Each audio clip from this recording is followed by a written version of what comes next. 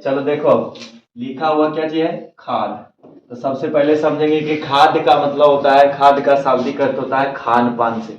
हमारी जिंदगी में जो है, हम जीवन में, अपने जीवन में जितने भी भोज्य पदार्थ ग्रहण करते हैं, खान पान जितने भी ग्रहण करते हैं, वह क्या कहलाएगा, खाद। खाद क्या है, एक प्रकार का संसाधन। संसाधन हम जानते हैं, संसाधन वे हर चीज जो हमें हमारे जीवन की आवश्यकताओं की पूर्ति करते हैं, उसे क्या कहते हैं, संसाधन। यानी कि बोलेंगे मानव जीवन की आवश्यकताओं को पूर्ति करने वाले सभी जीव जंतु, पेड़ पौधे, पदार्थ, जितने भी प्रकार के निर्जीव हो या सजीव हो, यदि हमें मदद कर रहा है तो वह क्या कहलाएगा, संसाधन। का मतलब ये होता है कि मानव जीवन की क्षतिपूर्ति करना। ठीक है, यदि हमारे जीवन में जो भी चीज, जैसे अगर जो कहा जाए कलम, कलम क्या है, एक प्रकार का संसाधन है। संसाधन क्यों है, क्योंकि मानव जीवन की आवश्यकताओं को क्या कर रहा है, पूर्ति कर रहा है। अगर जो पेड़ की बात करें तो पेड़ भी एक प्रकार का क्या है, संसाधन है। संसाधन क्यों है, क्योंकि पेड़ भी हमारे जीवन में भी उपयोगी है। पेड़ हमें क्या देती है, हवा। नहीं ऐसा, पेड़ हमें क्रीम चौक देती है, पेड़ हमें, सोचे लगा दे, वो सोचेगा कि पेड़ कुछ चीज देता है, सोचो नहीं, बोलो यहाँ। तब पेड़ हमारे जीवन के लिए उपयोगी है। तो इसीलिए कहा गया है कि खाद संसाधन। तो खाद संसाधन तो बहुत सारे हैं, खाद संसाधन जैसे पेड़ पौधे, जीव जंतु भी हैं, लेकिन इसमें स्पेशल पढ़ना है खाद संसाधन किसके बारे में, पौधे के बारे में, पेड़ पौधे के बारे में पढ़ेंगे। इसी को कहा गया, इस चैप्टर का नाम इसीलिए रखा गया, क्या चीज, खाद। इसका मेन है समझना, पौधे का मतलब हुआ कि यदि किसी फिल्म का नाम रखा जाता है सड़क, तो उसमें दिखाएगा क्या चीज के बारे में, मतलब ज्यादातर अधिकांश बातें होगी किसके बारे में, सड़क के बारे में। लेकिन यहाँ चैप्टर का नाम है खाद संसाधन पेड़, तो इसमें ज्यादातर पेड़ पौधे पत्ती के बारे में चर्चा होगा। ठीक है, चलो आगे बढ़ते हैं हम। अब यहाँ से समझना है कि जो हमारा जो है चैप्टर है खाद संसाधन एवं पौधे। ठीक है, खाद संसाधन एवं पौधे। अब थोड़ा सा ध्यान देना, ठीक। इसमें जो है हमारा पहला, देखो इसमें समझ लो कि खाद संसाधन क्या है, कि मानव जीवन जो है, मानव यानी हमेशा सदियों से जो है पेड़ पौधे पर आश्रित आते रह रहा है। ठीक है, हमेशा पहले से भी उसके लिए जीवन जीने के लिए भोजन चाहिए, पोषण चाहिए। सजीवों के 5 लक्षण होते हैं मुख्यतः, तो चलन, पोषण, श्वसन, प्रजनन और वृद्धि। तो चलन का मतलब यदि एक जगह दूसरी जगह चल जाता है उसको चलन कहेंगे। पोषण का मतलब होता है भोजन, पोषण मतलब, तो इसका मतलब सजीव जो होगा, जितने भी सजीव है उनके लिए भोजन क्या है, जरूरी। ठीक है, तो इसी में जो है खाद्य संसाधन। तो यहाँ पर जो लिखे हैं, और पहले से भी मतलब इसके पहले भी, मतलब सदियों पहले से भी मतलब भोजन पर आश्रित है, पेड़ पौधे पर आश्रित है मानव, अब भी आश्रित है। तो इसमें जो है ज्यादातर अब इसमें आएगा कि भोजन, अब मानव तो अपने से स्वतः बनाता नहीं है, अब इसमें जो है कहता है भोजन के लिए पौधों पर मानव की निर्भरता। मानव किस चीज पर निर्भर है, पेड़ पौधे। भोजन के लिए, जो अपने पोषण के लिए पौधों पर निर्भर रहता है। ठीक है, पौधों पर क्या है, निर्भर। तो इसमें से आता है, हम सजीव बोलेंगे, सजीव 2 प्रकार के होते हैं। सजीवों के 2 प्रकार वर्ग में बांटा गया है। ठीक है, सजीव प्राणी कितने प्रकार के, 2 प्रकार के। एक का नाम स्वपोषी, एक का नाम स्वपोषी, दूसरा का नाम स्वपोषी। क्या होता है समझते जाना, स्वपोषी का मतलब जो जीव अपना भोजन, समझते जाना है, जो जीव अपना भोजन स्वयं बनाता है उसको कहेंगे स्वपोषी। स्वपोषी का मतलब स्व मतलब अपना, अपने आप से, यानी एक वैसा जीव जो अपना भोजन स्वयं निर्माण करता है उसको स्वपोषी कहते हैं। और यह स्वपोषी अपना भोजन कैसे निर्माण करता है, जैसे पेड़, जैसे कि एग्जाम्पल इसी को कहते हैं ऑटोट्रोफस। इसको क्या बोलेंगे, ऑटोट्रोफस। ऑटोट्रोफस इसको बोलते हैं, स्वपोषी को अंग्रेजी में। इसका जो है मेन उदाहरण क्या हो सकता है, पेड़ पौधे हो जाएंगे, पेड़ पौधे हो गया। और इसके अलावा कोई है, पेड़ पौधे जितने भी मतलब पादप जगत के प्राणी है वो आ जाएंगे किसमें, स्वपोषी में। कुछ पादप जो है मतलब स्वपोषी नहीं है, तो इसमें जो है पादप में आएंगे, पेड़ पौधे में। स्वपोषी का मतलब होता है जो जीव अपना भोजन सूर्य के प्रकाश की उपस्थिति में स्वयं बनाते हैं, प्रकाश संश्लेषण की क्रिया द्वारा, प्रकाश संश्लेषण की क्रिया द्वारा, तो उसको हम क्या कहेंगे, स्वपोषी का मतलब जो जीव अपना भोजन स्वयं बनाते हैं। प्रकाश संश्लेषण क्या होता है, कि जो प्रकाश संश्लेषण होता है, यदि पेड़ पौधा में क्लोरोफिल है, वर्णरित होता है, और उसके कारण सूर्य के प्रकाश की उपस्थिति में ज्यादातर पूछेगा तो सूर्य का प्रकाश जो है, ज्यादातर प्रकाश संश्लेषण पेड़ पौधा कब करता है, तो सुबह की किरण में। ठीक है, सूर्य का जो किरण होता है सुबह का, तो उसमें जो है प्रकाश संश्लेषण की क्रिया क्या होती है, तीव्र होती है। तो इसमें जो है प्रकाश संश्लेषण की क्रिया द्वारा पेड़ पौधा अपना भोजन क्या बनाते हैं, स्वयं बनाते हैं। इसीलिए इसको क्या कहा गया, स्वपोषी। तो सजीवों के दो वर्ग में बांटा गया मुख्यतः, पहला स्वपोषी और दूसरा परपोषी। परपोषी क्या होता है, परपोषी या तो बोलो हेटेरोट्रोफस, की बोलेंगे हेटेरोट्रोफस। परपोषी का शाब्दिक अर्थ होता है कि जो जीव अपना भोजन स्वयं नहीं बनाता, मतलब वह किसी अन्य जीवों पर, जीव जंतुओं पर निर्भर रहता है, आश्रित रहता है, पेड़ पौधों पर आश्रित रहता है, वैसे सजीव को क्या कहेंगे, परपोषी। फॉर एग्जाम्पल के लिए देखा जाए तब परपोषी में कौन है, परपोषी में कौन है, मानव। मानव क्या है, परपोषी। मानव परपोषी में है, मानव क्या है, परपोषी। मानव किस पर आश्रित रहता है बताओ, हाँ, पेड़ पौधों पर। क्या चीज पर, पेड़ पौधों पर आश्रित रहेगा, ठीक है। मानव जीवन किस पर आश्रित है, पेड़ पौधे पर आश्रित है, ठीक है। इसमें बड़ा बड़ा जो है ना, हाँ, आम का मैंगो वाला आम है, बनाना वाला देखो ऐसे। इसमें दो तरह फल लगते हैं, ठीक। मक्खी बैठ गया होगा, मक्खी बैठेगा तो डिस्टर्ब होगा। चलो यार देखो, इस पर जो आश्रित है, ये जड़ है इसका। चलो तब मानव जीवन किस पर आश्रित है, और जीव जंतुओं पर भी, ठीक है। कुत्ता और मिलाड़ इस सब पर आश्रित है, गाय पर, बैल पर। गाय हम बना देते हैं, देखो गाय है, क्या है, अब समझना आप कुछ। गाय के कितने सींग होते हैं, दो सींग। गाय के कितने नाक, गाय के कितने नाक। अरे 2025 का नया वर्जन आ रहा है गाय का, तो समझेगा था। जो गाय का नया प्रजाति पर पनपा है, ठीक है, ये साहिवाल है। कौन गाय है, साहिवाल, जो लगभग 2800 अपने पूरे जीवन काल में 2800 लीटर दूध करती है। 2800 लीटर साहिवाल है, ऐसा ही लगेगा देखने में। चला इधर, तो इसका मतलब है, देखो इसमें कहा गया परपोषी, समझना है परपोषी की गाय बैल के बारे में। परपोषी समझना, तो परपोषी का मतलब होता है कि जो जीव, जो सजीव या जीव बोलो, जो जीव अपने भोजन के लिए किसी दूसरे के लिए मोहताज रहते हैं, ठीक है। जैसे हम लोग क्या है, परपोषी एक तरह के। माता पिता को अगर जो देखा जाए तो स्वपोषित नहीं है, लेकिन पेड़ पौधा माता पिता ही हम लोग के लिए है, क्योंकि माता पिता रोटी बनाएंगे, कुछ करेंगे, तो हम लोग क्या करेंगे, खाएंगे, उसका दोहन करेंगे, उसका हम उपभोग करेंगे। तो कहने का मतलब परपोषी का शाब्दिक अर्थ होता है एक ऐसा सजीव, एक ऐसा जीव जो अपने भोजन के लिए दूसरे के लिए मोहताज रहता है, दूसरे के जो राह देखता है, उसका जो है फल पकने तक इंतजार करता है। पेड़ पौधा देख रहा है कि अब फल लगेगा तो वो, इसको कहेंगे क्या चीज, परपोषी। परपोषी का मतलब जो जीव अपना भोजन के लिए किसी अन्य जीवों पर या प्राणियों पर, जीव जंतुओं पर आश्रित रहते हैं, वैसे जीव को क्या कहेंगे, परपोषी। कोई दिक्कत नहीं। अब अगला देखो यहाँ पर है, कहता है जैसे जैसे देखो मानव जीवन बढ़ते गया, ठीक है, तो धीरे धीरे क्या हुआ, जनसंख्या में वृद्धि होती गई, खासकर ज्यादातर भारत में। तो कहता है भोजन के लिए तो दुकान पर निर्भर है, भोजन की निर्भरता मानव पर पता चल गया। भोजन के लिए पौधों पर मानव की निर्भरता, मानव बहुत जो है आश्रित है पहले से। अगला हमारा टॉपिक है, तीसरा पॉइंट बना है जनसंख्या में वृद्धि। लगातार विगत वर्षों से देखा जाए तो भारत की जनसंख्या धीरे धीरे रोल नंबर 1 पर, पहले था रोल नंबर 2, अब भारत की जनसंख्या रोल नंबर 1 पर हो गई है। चीन को भी पीछे छोड़ दिया, सोच लो।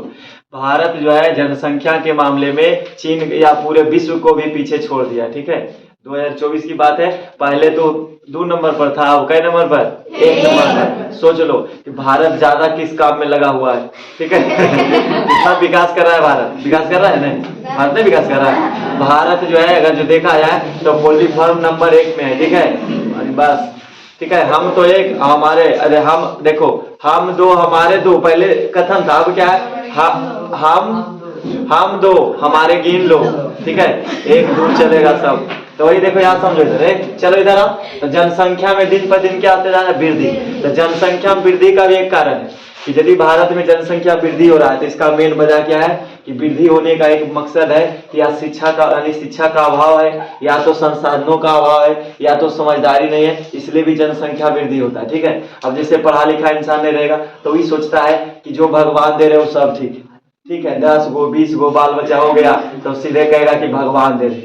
ठीक है, क्या दे रहे हैं? भगवान दे रहे, तो हम की करें? मन्नत मांगा एक जगह। अब देखो बहुत बार ऐसा भी होता है, अशिक्षा के अभाव में, मैंने शिक्षा नहीं है, ज्ञान नहीं है, पढ़ा लिखा इंसान नहीं है, तो उससे क्या होगा कि कहेंगे हम मन्नत मांगने, बेटा मांग रहा है कि हे माँ, हे प्रभु, हमें एक बेटा हो जाए। अब बेटा ना होके वो बेटी हो गया, तो बेटा के इंतजार में फिर अभी बेटी हो गया, फिर अगला बार इंतजार किया, फिर बेटी हो गया, लगातार 12 बेटी हो गया।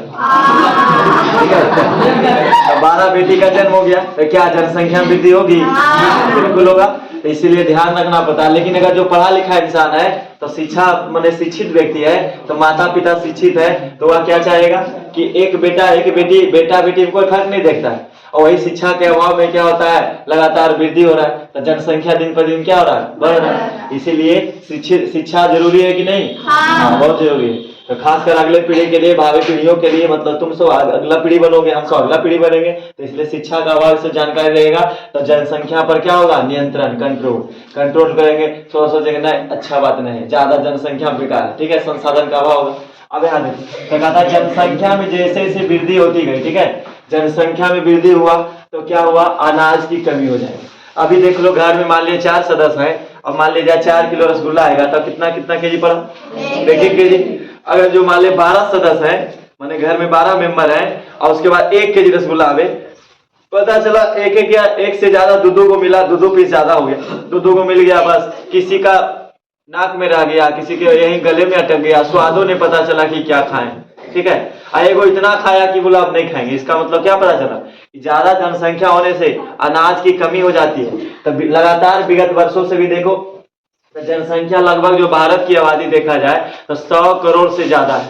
134 करोड़ तो 2020 के अंतर्गत था, ठीक है, 2020 की जनसंख्या के जनगणना के अनुसार 134 करोड़।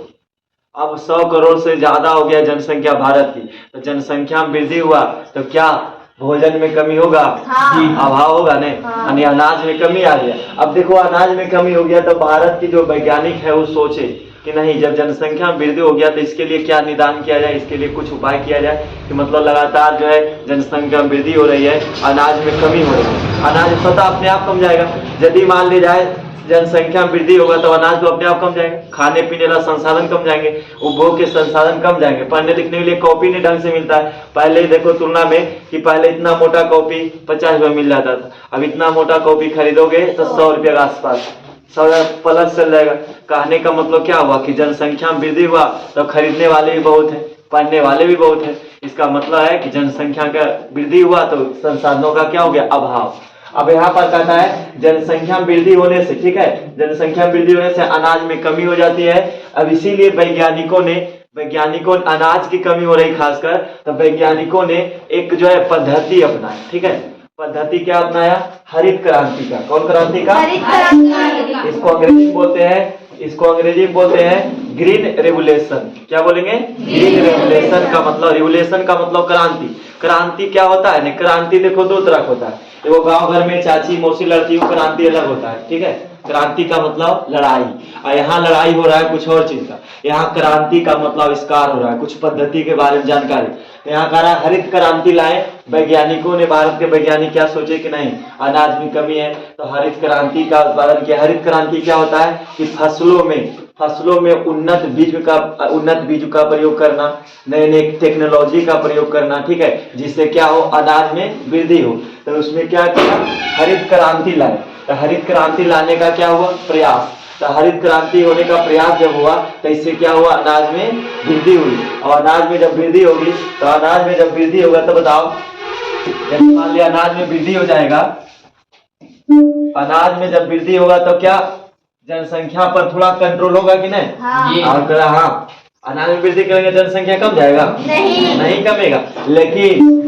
लेकिन जो है खाद, जो खाने में जो अनाज कम रही है, क्या उसका पूर्ति हो पाएगा कि नहीं? हाँ। पूर्ति हो जाएगा। मान लिया जाए कि पहले देखो, मान लो एक प्लॉट है, खेत है, इसमें धान की बुआई हुई है, ठीक है, ये सब धान है, ये सब क्या है, धान है। अब तू कहेगा ऐसा अरे नया किस्म का धान है, ठीक है, अब गेहूं का सीजन है, धान बढ़ा रहे हैं, धान और गेहूं कुछ सीजन की देखना है।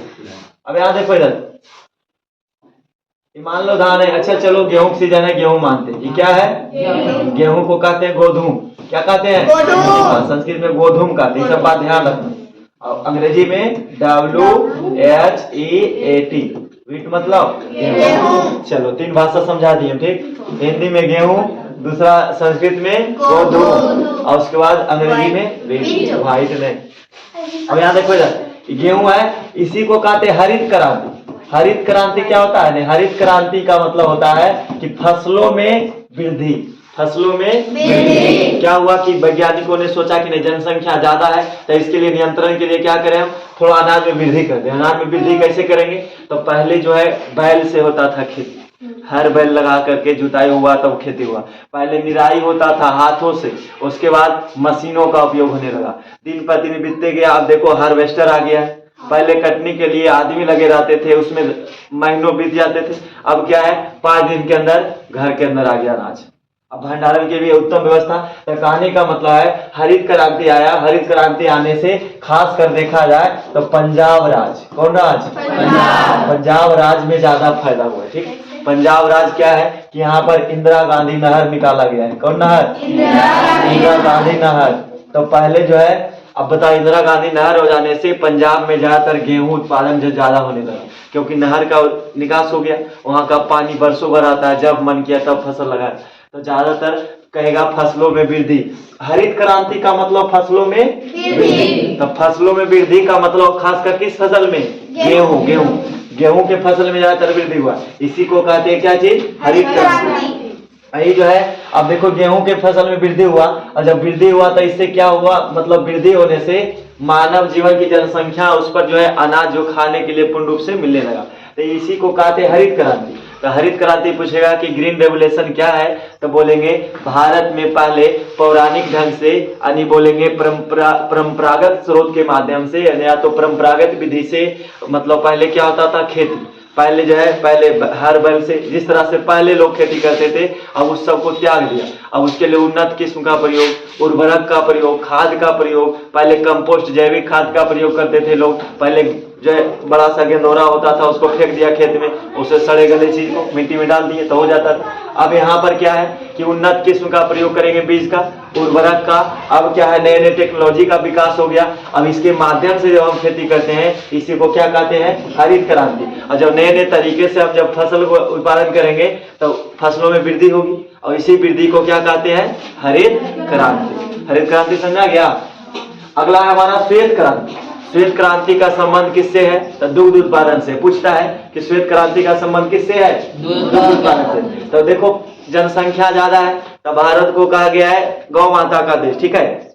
गायों का देश, ज्यादातर पालन होता है भारत में। तो गायों का जो है, अगर जो गाय का पालन ज्यादा होता है तो दुग्ध उत्पादन का मतलब, अब दुग्ध उत्पादन में भी देखो नए नए किस्म के जो है गाय का भी प्रयोग, माने गाय का भी उत्पादन किया गया, माने हाइब्रिड, समझता है? हाइब्रिड का मतलब होता है संकर धान। अगर जो हाइब्रिड धान कहे तो संकर धान। हाइब्रिड का मतलब होता है, अब ठेठ में बोले तो हाइब्रिड का मतलब होता है, हाइब्रिड का मतलब समझ लो इतना। हाइब्रिड का मतलब क्या बोले हम? हाइब्रिड का मतलब देखो ना, अब समझ लो, हाइब्रिड का मतलब ना तो उत्तम किस्म का है और ना तो निम्न किस्म का है, मतलब बीच वाला मामला है, ठीक। वो जब थोड़ा देर के बाद हम बता देंगे हाइब्रिड को। हाइब्रिड का मतलब अब देखो यहाँ, ठीक है, उसको समझ लेना, खाली स्थान को भरे। हाइब्रिड उसी को कहते हैं। हाइब्रिड का मतलब उसमें उन्नत किस्म का, जो उन्नत क्वालिटी नहीं होगा, ठीक है। तो इसमें जो हाइब्रिड होता है, तो इसी क्या काम है बोलो, ले जाओ। चलो यहाँ देखो, तो इसमें जो है हरित क्रांति का प्रयास, इसमें जो दुग्ध उत्पादन हुआ, तो दुग्ध में उत्पादन जब हुआ तो इससे फायदा क्या हुआ? आराम से। अब यहाँ देखो, दुग्ध उत्पादन हुआ तो लोगों को जो है, अब मान लिया पोषण के लिए भी दूध भी चाहिए, तो दूध के लिए क्या होना चाहिए? श्वेत क्रांति हुआ, तो दुग्ध में उत्पादन ज्यादातर वृद्धि हो, तो उसके लिए नए नए विधियों का प्रयोग किया जाने लगा, ठीक है। तो उसके लिए अब गाय की सेवा ज्यादा होगा, तब न दुग्ध उत्पादन होगा। अब पहले, अब देखो भारत में गाय तो बहुत है, लेकिन यहाँ दूध आयात होता है, निर्यात नहीं होता है। आयात का मतलब होता है खरीदना, मंगवाना, और किसी वस्तु को बाहर भेजना निर्यात, और मंगवाना आयात कहलाता है। तो यहाँ पर श्वेत क्रांति का संबंध किससे है? दुग्ध उत्पादन से। पूछेगा कि दुग्ध उत्पादन का संबंध किससे, कौन क्रांति से? श्वेत क्रांति। तो श्वेत क्रांति का मतलब दुग्ध में ज्यादातर वृद्धि हो, इसके लिए प्रयास किया गया, इसी को कहते हैं श्वेत क्रांति। ठीक है, इसमें नोट लिखिए कुछ बात, ध्यान देने बात है। कहता अधिकांश जनसंख्या किस पर निर्भर है? कृषि पर। अभी अभी हमने पढ़ा कि हरित क्रांति हुआ पेड़ पौधे के बारे में, उसके बाद दूध के बारे में, लेकिन ज्यादातर निर्भर किस पर है? कृषि पर। भारत की अधिकांश जनसंख्या किस पर निर्भर? कृषि पर। इसीलिए भारत को कृषि प्रधानम माने कृषि प्रधान देश कहा गया। कौन सा देश? कृषि प्रधान देश। कृषि प्रधान देश। अधिकांश जनसंख्या किस पर निर्भर? कृषि। चलिए अब आते हैं हम लोग फसल उत्पादन पर, कि फसल का जो उत्पादन हुआ, फसल समझ में आता है? क्रॉप, इसको अंग्रेजी में कहते हैं CROP। क्रॉप मतलब फसल, और क्रॉप का फसल का मतलब होता है कि जब हम अपने भोजन के लिए, ठीक है, किसी पौधे की बुआई करते हैं और उसको जो है ना फिर अपने आप माने उपभोग करते हैं उसके लिए, तो इसी को क्या कहेंगे? फसल। फसल का मतलब जब मिट्टी में जब जमीन में हम किसी वस्तु को बोते हैं और वह जो है पौधे का निर्माण होता है, उसका जब हम अपने आप में उपभोग करते हैं उसी को क्या कहेंगे? फसल। तब जैसे कि मक्का क्या है? फसल। और उसके बाद चना क्या है? फसल। गेहूं क्या है? पौधा। पेड़ से मतलब नहीं है, फसल से मतलब। फसल का मतलब जिसका हम खाद्य पदार्थ के रूप में उपयोग कर सकते हैं। तो फसल उत्पादन हो गया। तो फसल उत्पादन में कहता है मानव और अन्य जीव के शरीर के लिए आवश्यक तत्व होता। देखिए, तो फसल का जो उत्पादन होगा तो उसमें मानव के लिए और अन्य जीवों के लिए शरीर के आवश्यक है। क्या आवश्यक तत्व है? देखो, मानव जीवन के लिए या तो जीव जंतु हो या तो मानव हो, उसके लिए काफी अत्यधिक जरूरी क्या है? पहला तत्व का नाम है सी से होता है कार्बोहाइड्रेट। क्या चाहिए उसको? कार्बोहाइड्रेट। हाँ, कार्बोहाइड्रेट चाहिए। ठीक है, कार्बोहाइड्रेट उसको चाहिए भोजन के रूप में। कार्बोहाइड्रेट मानव के लिए कार्बोहाइड्रेट की आवश्यकता होती है। उसके बाद है फैट। फैट का मतलब वसा, वसा भी चाहिए भोजन के रूप में, वसा चाहिए। उसके बाद प्रोटीन, उसके बाद क्या चाहिए? प्रोटीन। ये सब मुख्य तत्व है, ध्यान रखना ये सब बात। प्रोटीन चाहिए। उसके बाद क्या चाहिए? विटामिन। उसके विटामिन भी चाहिए। विटामिन यदि समय पर नहीं मिलेगा उसको लवण चाहिए, खनिज लवण चाहिए। इतना मात्रा उसके शरीर के लिए चाहिए। ठीक है, मानव हो या तो जीव जंतु हो, उसके लिए कार्बोहाइड्रेट की मात्रा चाहिए, वसा, प्रोटीन, विटामिन, लवण इत्यादि की आवश्यकता होती है। तो इसमें कहा था मानव और अन्य जीवों के शरीर की आवश्यक के लिए, शरीरों के लिए, माने शरीर का विकास हो पूर्ण रूप से, उसके लिए हमें कार्बोहाइड्रेट ग्रहण करना पड़ेगा। तो कार्बोहाइड्रेट कहाँ से मिलेगा? आगे बढ़ते हैं। वसा, प्रोटीन, विटामिन, लवण, ये सब हमारे शरीर के कौन सा तत्व है? मुख्य तत्व। मतलब हमें भोजन के रूप में इन सब ग्रहण चीज करना चाहिए। और बाकी लोग गांव घर में देखो क्या करता है, रोटी खाया, प्याज खा लिया, कुछ भी खा लिया, खुश रहेगा और उसको लगेगा कि हम तो भोजन कर ही रहे हैं, तो वो भोजन नहीं है।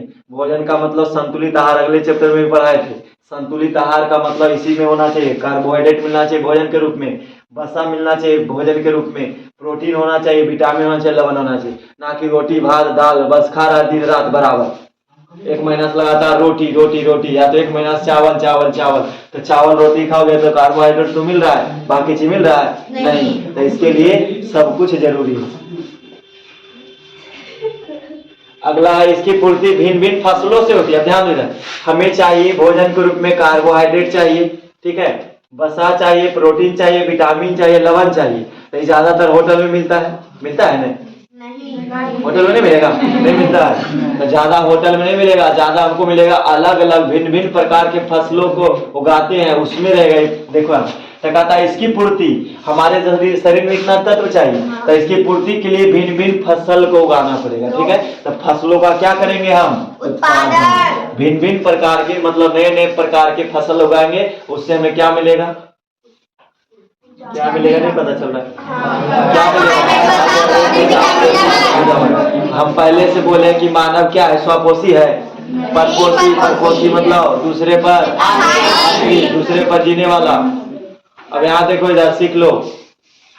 फिर कोई नहीं, ना तो मम्मी काम देंगे, ना पापा, ने भैया, ने दीदी, ने मौसी, कोई काम नहीं देते। ठीक है, इसलिए अपने पर ध्यान दो इधर। अगला यहाँ पर है पोषक तत्वों के अनुसार इसे 3 वर्ग में विभाजित करते हैं। पोषक तत्व हम पढ़ लिए। पोषक तत्व का मतलब होता है हमारे शरीर के पूर्ण रूप से विकसित करने वाला तत्व।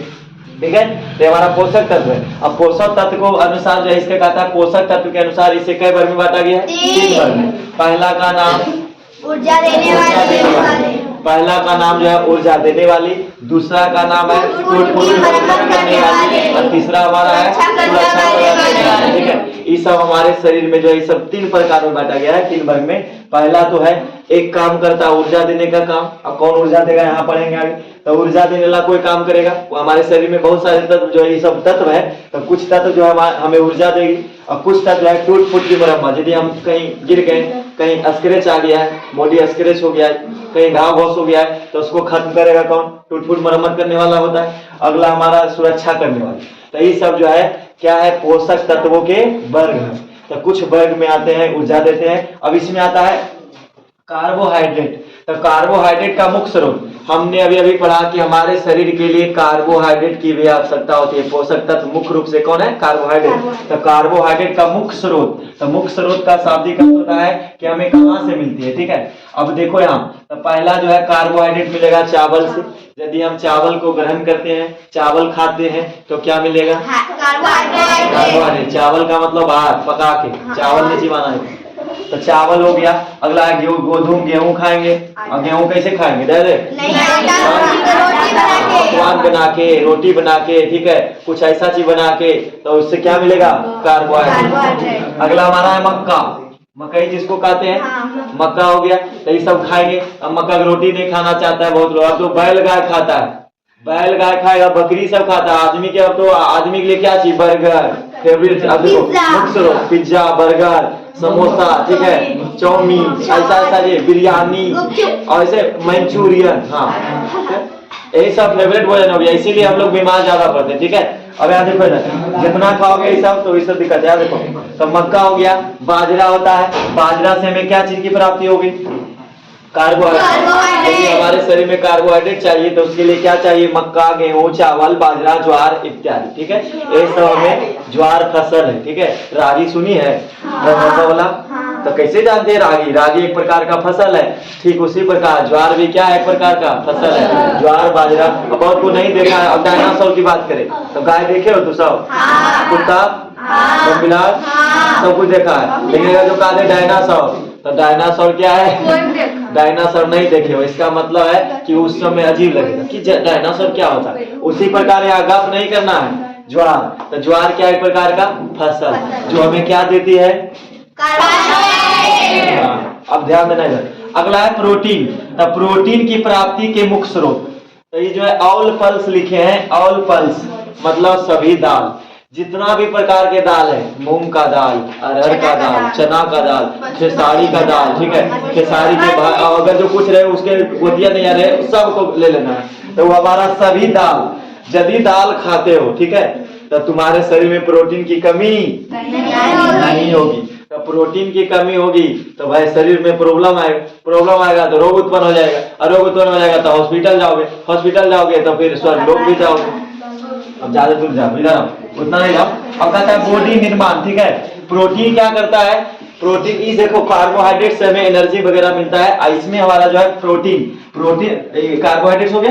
प्रोटीन की प्राप्ति स्रोत क्या है? ऑल पल्स, मतलब जितना दाल है सभी प्रकार के दाल खाएंगे तो हमें क्या चीज की प्राप्ति होगी? प्रोटीन। अब प्रोटीन का जो है ये हमारे शरीर में क्या करता है? बॉडी का निर्माण करता है। शरीर में जो है कान मान ली छोटा है, उसको बड़ा बनाएगा। कान पहले से विकसित होता है। ठीक, मानव शरीर का एकमात्र अंग है कान, जो पहले से क्या होता है? पूर्व विकसित, वो बढ़ता है, केवल विकास नहीं करता है बाद में। बाकी हमारे शरीर में धीरे धीरे जैसे जैसे बढ़ते जाएंगे वैसे ऐसे क्या होता है? वृद्धि होता है, विकास करता है।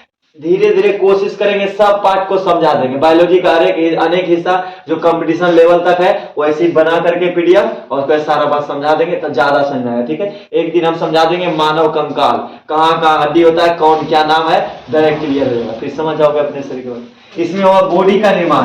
तो बॉडी का निर्माण किससे होता है? प्रोटीन वगैरह से। वृद्धि करता है, शरीर में वृद्धि करता है और टूट फूट की मरम्मत करता है कौन? प्रोटीन। इसलिए दाल खाओगे तो हमारे शरीर में टूट फूट हुआ है, हड्डी जोड़ने में मदद करेगा। यदि मान लिया जाए शरीर में विकास नहीं हो रहा है, ठीक है, हल्का से, अब जैसे हमारा देखो बाल विकास नहीं कर रहा, अब दाल ज्यादा खाएंगे तो बाल का विकास हो जाएगा।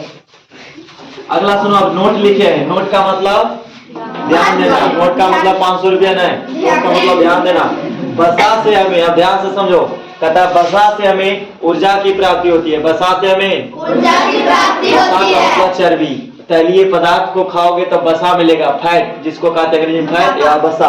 हाँ, तो चर्बी है हमारे शरीर में। बसा का काम है ऊर्जा की प्राप्ति करना, मतलब ऊर्जा, एनर्जी देता है हमें। जैसे हम अभी बोल रहे हैं ज्यादातर हमको जीव की ऊर्जा चाहिए, ठीक है, जीव को हमें ज्यादा एनर्जी चाहिए। तभी सारा माइटोकॉन्ड्रिया हमारे शरीर में है, कोशिका है, कोशिका के अंदर कौन है? माइटोकॉन्ड्रिया। कोशिका के अंदर कौन? माइटोकॉन्ड्रिया। हाँ, कोशिका के अंदर माइटोकॉन्ड्रिया होती है। और उस माइटोकॉन्ड्रिया में क्या जमा होता है? कुछ नहीं जमा होता है, कोशिका। कोशिका जमा होगा। माइटोकॉन्ड्रिया के अंदर हमारे शरीर में माइटोकॉन्ड्रिया है, ये मान लें कि माइटोकॉन्ड्रिया, ठीक है। ये जितना भी भोजन को ग्रहण करेगा, इसका झिल्ली कैसा होता है? अर्धपारगम। कोशिका झिल्ली कैसा होता है? जितना भी अन्न गया इसको ग्रहण करेगा। ये हमारा पावर हाउस है। कौन हाउस? पीएच है, पावर हाउस। अब पावर हाउस है, उसको कहते हैं विद्युत ऊर्जा। जो ऊर्जा गिरी है, जितना भोजन जमा हुआ हम ज्यादातर बोलने में मदद करेगा। तो ये जितना माइटोकॉन्ड्रिया बनाएगा भोजन जमा किया, 38 एटीपी। कितना ATP? 38 ATP, adenosine triphosphate. 38 ATP के रूप में एनर्जी टूटा बना, और श्वास ग्रहण किए, भोजन टूटा, वहां जाके एनर्जी बन गया, और एनर्जी ऊर्जा में आ गया। और ऊर्जा हमको देगा वो एनर्जी कहाँ? ज्यादातर जीव को, क्योंकि बोलने में ज्यादा भी जरूरत नहीं। अभी हमें हाथ की जरूरत है, जिसको जो चीज चाहिए वहां जाकर के एनर्जी देता है, ठीक है। कौन? माइटोकॉन्ड्रिया। तो यहाँ पर जो है वसा से हमें क्या चीज की प्राप्ति? ऊर्जा की प्राप्ति होती है। और तेल के बीज से, आज जैसे में सोयाबीन, तैलीय पदार्थ जब खाओगे तो क्या मिलेगा? बसा। और बसा ज्यादा मिलेगा तो ज्यादा, जैसे ज्यादातर किसमें मिलता है? सोयाबीन। सोयाबीन के क्या बनता है? दाल, सब्जी। तो सोयाबीन का सब्जी खा लोगे तो इससे भी क्या मिलेगा? बसा मिलेगा। बसा क्या हमें देगा? ऊर्जा। ऊर्जा मिलेगा, कोई भी काम करने की क्षमता, कैपेसिटी मिलेगा। अगला है सरसों का बीज। सरसों का बीज हो गया, ठीक है। सरसों का देखा? सरसों, सरसों का बीज का मतलब सरसों का बीज खाओगे? तो सरसों का बीज मतलब सरसों का तेल यदि खाएंगे।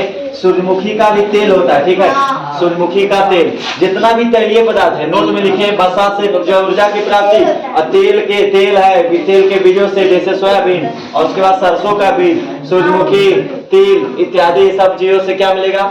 बसा। बसा की प्राप्ति तैलीय पदार्थों से। प्रोटीन की प्राप्ति किससे? सभी दाल से प्रोटीन की प्राप्ति। और उसका कार्बोहाइड्रेट की प्राप्ति क्या? जिसे चावल। जो नहीं बोलता है बोलो, ठीक है। इतना टेंशन में नहीं रहो, जिंदगी तो ऐसे भी सबके टेंशन में। विटामिन, अब देखो विटामिन हम बताए थे, कार्बोहाइड्रेट हम बताए थे, कार्बोहाइड्रेट, उसके बाद फैट, बसा, उसके बाद प्रोटीन, उसके बाद विटामिन, और उसके बाद लवण। इन सब चीज की जरूरत है हमारे शरीर। अब यहाँ पर आया विटामिन। तो विटामिन की प्राप्ति और खनिज लवण, ठीक है, इसका मुख्य स्रोत दोनों देखा जाए तो हम देखो कार्बोहाइड्रेट पढ़ लिए, कार्बोहाइड्रेट के लिए चावल, गेहूं। बसा पढ़ लिए, तैलीय पदार्थ। प्रोटीन पढ़ लिए, दाल के। और उसके बाद आ गया विटामिन और लवण। ये दोनों मिल करके क्या चीज से मिलेगा? तो हरी साग सब्जी खाओगे, ठीक है। यदि साग सब्जी खाओगे, मुख्य सब्जियों तथा फसलों से मिलेगा क्या चीज? विटामिन। तो विटामिन का मतलब, विटामिन क्या करता है? विटामिन का काम आएगा। तो विटामिन की प्राप्ति खनिज लवण। तो विटामिन हमारे शरीर में जो प्राप्ति होता है किससे? तो हरी साग सब्जी खाओगे, उसके बाद फल खाओगे, फसल भी खाओगे, फसल भी एक तरह की। तो फलों से और सब्जियों से मिलेगा क्या चीज? विटामिन। अब विटामिन धूप से भी मिलता है। कौन विटामिन मिलता है? सूरज के धूप से मिलता है। कौन विटामिन? तो विटामिन का काम क्या है? नहीं, कि वो भी शरीर के जो है मरम्मत में लगा रहता है, ठीक है। जैसे कोई मदद करेगा, जैसे कि सुना होगा कि विटामिन ए की कमी से होता है कौन रोग? रतौंधी। दिन में दिखेगा नहीं ढंग से, और कहेगा उसका नाम क्या हो गया? रतौंधी। मतलब रात में नहीं दिखेगा कि दिन में? जैसे सूरज ढलता है उसके बाद उसको दिखना बंद हो जाएगा, उसको कहेंगे रतौंधी, ठीक है। तो विटामिन ए की कमी से रतौंधी, विटामिन बी की कमी से बेरी, विटामिन सी के अस्कर भी रोग हो जाएगा, मतलब चर्म रोग हो जाता है। तो ये सब विटामिन की कमी से होता है। तो इसलिए हमारे शरीर में विटामिन की कमी ना हो, इसके लिए हम क्या खाएंगे? हरी सब्जी खाएंगे। और क्या खाएंगे?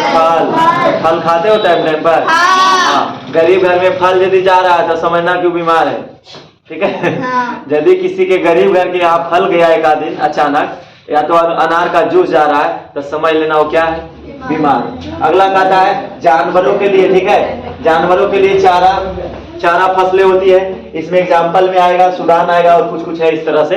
तो कहने का मतलब है जानवर के लिए चारा फसलें होती है। चारा फसल सुना होगा कि जो स्पेशल जानवर के लिए बुआई होता है, सुना है, जो एक घास होता है जो केवल किसके लिए, जानवर के लिए। फसल तो है लेकिन वो स्पेशल किसके लिए, जानवरों के लिए। तो ये हमारा हो गया, इतना था इसमें पढ़ना। एक बार थोड़ा से देख लेते हैं